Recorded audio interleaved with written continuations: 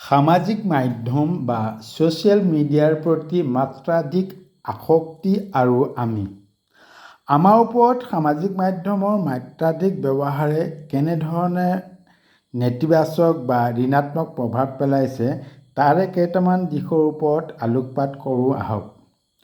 সকলো মানুহৰ ক্ষেত্ৰতে এই কুপ্ৰভাৱে প্ৰভাৱ বিস্তাৰ কৰিছে যদিও নৱপ্ৰজন্ম বিশেষকৈ ছাত্ৰ ছাত্ৰীসকলক ই ধ্বংসৰ দিশলৈ ক্ৰমান্বয়ে ঠেলি নি আছে। তাৰে কেইটামান হ'ল: ১. মানসিক স্বাস্থ্যৰ প্ৰতি দ্ৰুত অৱনতি ঘটিছে। এইসমূহ হৈছে যেনে উদ্বেগ, হতাশা, অস্থিৰতা, আতংকগ্ৰস্ততা,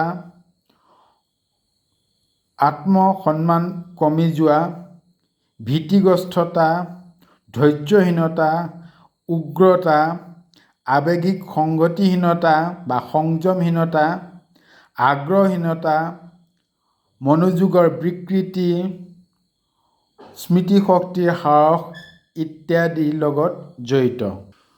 ২ নম্বৰত আমি ক'ব পাৰোঁ যে মাত্ৰাধিক ছ'চিয়েল মিডিয়াত ইনভলভ হৈ থাকিলে বা সামাজিক মাধ্যমৰ প্ৰতি আসক্ত হ'লে সামাজিক মাধ্যমৰ পৰা লাভ কৰা ভুল তথ্য আৰু ভুৱা বাতৰি প্ৰচাৰ, ভুৱা বা বিভ্ৰান্তিকৰ তথ্য বা সংবাদে আমাৰ জীৱনটোক বিভ্ৰান্তিপূৰ্ণ, যুক্তিযুক্ততাৰ অভাৱ, অনন্য চিন্তন ক্ষমতা হ্ৰাস, সৃষ্টিশীলতা হ্ৰাস আৰু সঠিক সিদ্ধান্ত গ্ৰহণ কৰাৰ ক্ষেত্ৰত ব্যাঘাত জন্মাইছে।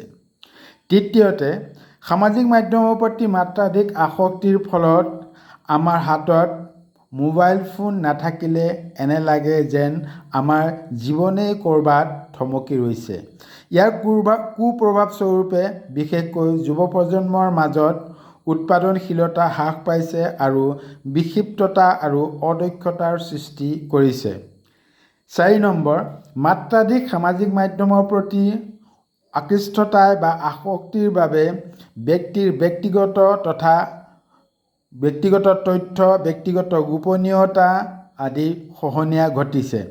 ব্যক্তিগত তথ্য অকৰ্তৃত্বশীলভাৱে প্ৰচাৰ আৰু প্ৰসাৰ হৈছে।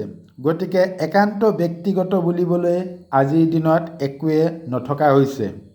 ৫ নম্বৰত, সম্পৰ্ক আৰু সামাজিক দক্ষতাৰ ক্ষতি।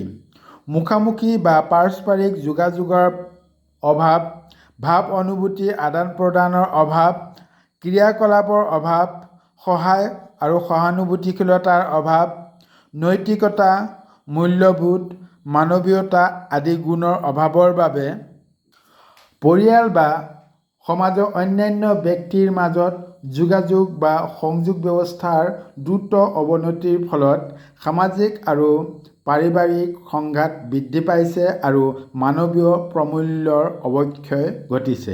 ৬ নম্বৰত, সামাজিক মাধ্যমৰ ব্যৱহাৰ কৰি সুবিধাবাদী ব্যক্তিয়ে ৰাজনৈতিক হেতালি খেলা, মানুহক বিপথে পৰিচালনা কৰা, গোষ্ঠীগত সংঘৰ্ষৰ সূত্ৰপাত ঘটোৱা, উচটনি দিয়া আদি কাৰ্যৰ দ্বাৰা বিভাজনমুখী মনোভাৱ বৃদ্ধি কৰাৰ লগতে মেৰুকৰণৰ দ্বাৰা সামাজিক সংগতিত আঘাত হানিছে। ৭ নম্বৰ, অবাস্তৱ সৌন্দৰ্যৰ প্ৰতিযোগিতা, সামাজিক মানদণ্ডৰ হ্ৰাস, জৈৱিক প্ৰবৃত্তিৰ মুক্ত সম্প্ৰচাৰ, শৰীৰ প্ৰদৰ্শনৰ প্ৰতিযোগিতা, অপ্ৰাপ্য আদৰ্শ বা ভিত্তিহীন আদৰ্শ গ্ৰহণ, শাৰীৰিক বা জৈৱিক প্ৰবৃত্তি পূৰণৰ লালসাৰ মুক্ত সম্প্ৰসাৰণ ইত্যাদিয়ে সমাজলৈ ৰেপ, মাৰ্ডাৰ, কিডনেপ আদিৰ দৰে অপৰাধ নমাই অনাৰ লগতে যুৱ উচ্ছৃংখলতাৰ মূল কাৰণ হৈ পৰিছে। ৮ নম্বৰ, চাইবাৰ বুলিং, অনলাইন হাৰাশাস্তি, ট্ৰলিং, ভাবুকি, উত্তেজনাপূৰ্ণ ভাষণ ইত্যাদিৰ লগতে অৰ্থনৈতিক চাপ, গ্ৰাহকতাবাদৰ বৃদ্ধি ইত্যাদিয়ে যুৱ সমাজক পংগু কৰি তুলিবলৈ গৈ আছে। গতিকে সময় থাকোঁতে আমি এই মাত্ৰাধিক আসক্তিৰ পৰা যদি আমি নিজকে অলপ সংযম কৰি তাৰ মাত্ৰা ক্ৰমান্বয়ে যদি হ্ৰাস কৰিবলৈ প্ৰয়াস নকৰোঁ তেন্তে উঠি অহা নৱপ্ৰজন্ম অহা 10 বা 15 বছৰ পিছত কোন দিশত গতি কৰিব সেয়া এতিয়া আমি কল্পনা কৰিলেও আমাৰ ভয়ে হৃদয় কঁপি উঠে।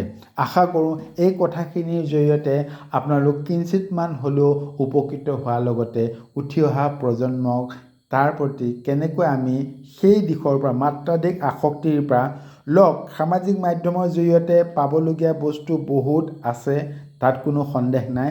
আমি প্ৰতিটো তথ্য গোটেই বিশ্বৰ সংবাদ আমি সামাজিক মাধ্যমৰ জৰিয়তে পাব পাৰোঁ, তাত কোনো সন্দেহ নাই।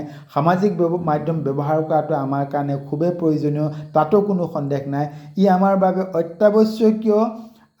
অত্যাৱশ্যকীয় এটা বস্তু হৈ পৰিছে, তাতো কোনো সন্দেহ নাই। কিন্তু আজিৰ যুৱ প্ৰজন্মই তাক কোন দিশত ব্যৱহাৰ কৰিছে বা কিমান সৎ পথত ব্যৱহাৰ কৰিছে সেইটোহে আটাইতকৈ ডাঙৰ বিচাৰ্য বিষয়। সকলোৰে কুশল মংগল কামনা কৰি সকলোকে ধন্যবাদ জনাইছোঁ।